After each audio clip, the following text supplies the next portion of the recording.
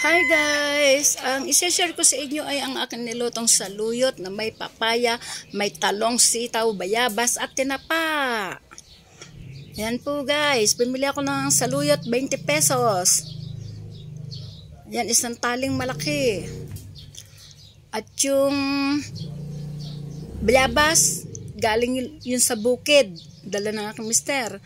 Yan sitaw at talong, binigay ng kapatid kong si Jack. Yung papaya, pinitas sa likod bahay namin. Yung tinapa, binili ko 25 pesos.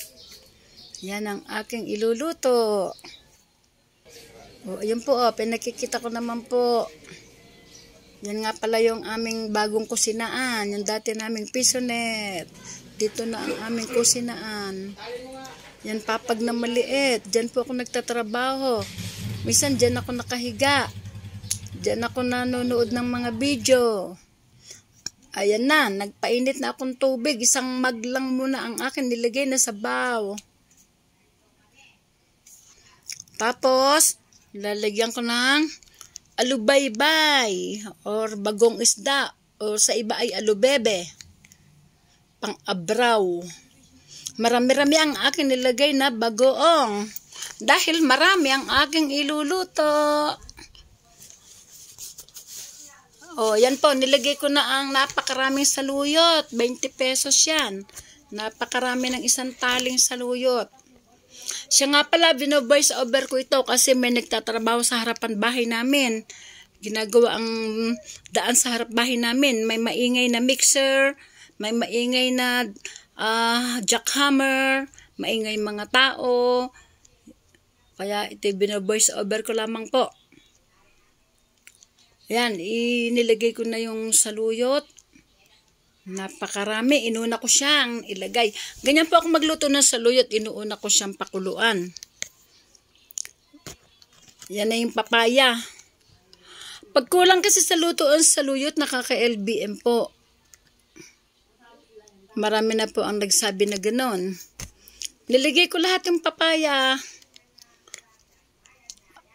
Bagong pitas na papaya. Nilagay ko yung sitaw.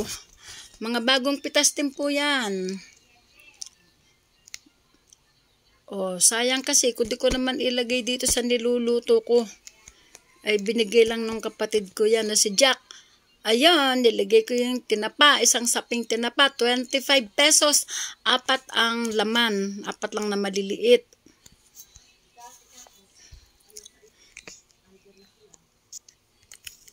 Yan, ang kasunod ay ang susunod kong ilalagay. Takpan ko muna at pakulaan para ayan, naging half cook na nga pala. Half cook pa lang. Matigas pa yung sitaw.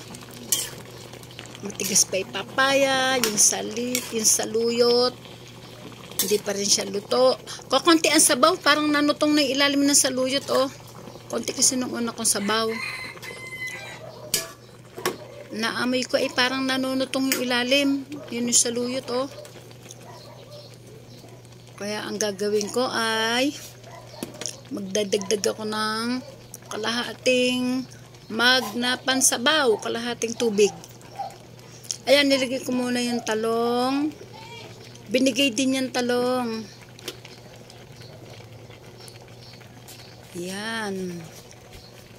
Yung talong kasi madaling lumambot. Ayan, at lalagyan ko na ng konting asin. Yan, rock salt. Kasi maalat na yung bagoong. Umalat pa yung asin. Maalat pa may magic sarap. Kaya konti-konti lang po. Konti na sabaw. Kaya ang naisip ko ay lalagyan ko pa yan ng kalahating tasang pansabaw.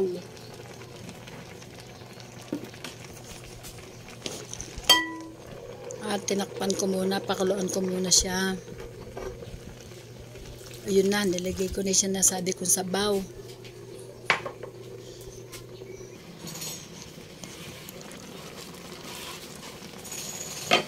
Ayan, pa-post lang po ito. Ayan, kadami na ng aking nilutong gulay. Gulay. Masustansyang gulay. Mahilig po ako sa gulay. Kaya mapapansin nyo, karamihan gulay ang aking niluluto.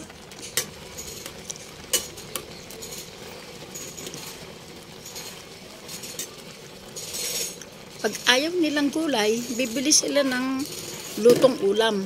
Pag hindi karne ang niluto ko o manok, pag ayaw nilang gulay, basta nagluto ako, bibili na lang ng pandagdag na ulam.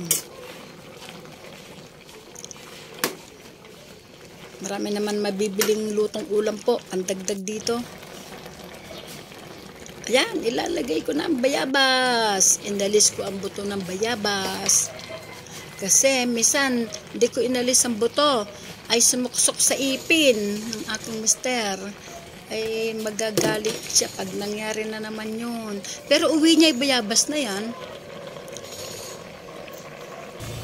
Nangangamoy nga eh. Nangangamoy sa bahay ang bayabas na yan.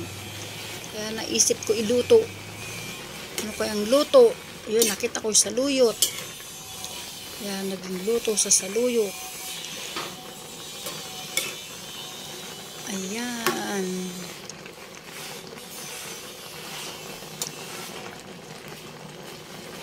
Madami-daming gulay. Ay, siya nga po pala. Yun, nilagyan ko na yung magic sarap. May alubaybay na, may asinta, may magic sarap pa. Kasi marami po ang gulay naman.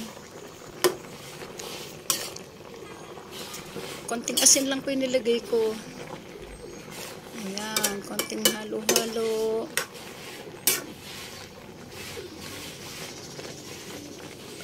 Oh, malapit na pong maluto yan.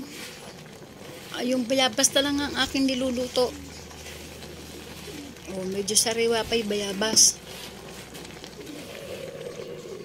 Malit ang takip ng aking lutuan, kawali.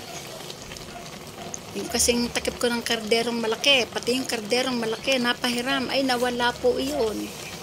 Kaya wala na akong mapagtakip ng malaki. Malambot na yung sitaw, malambot na yung papaya. Okay na po.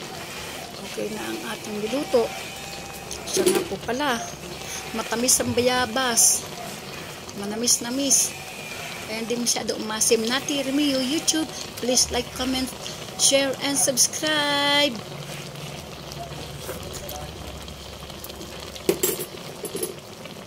Salamat po sa mga nanonood hanggang sa dulo. Salamat po sa mga hindi nag-skip ng ads.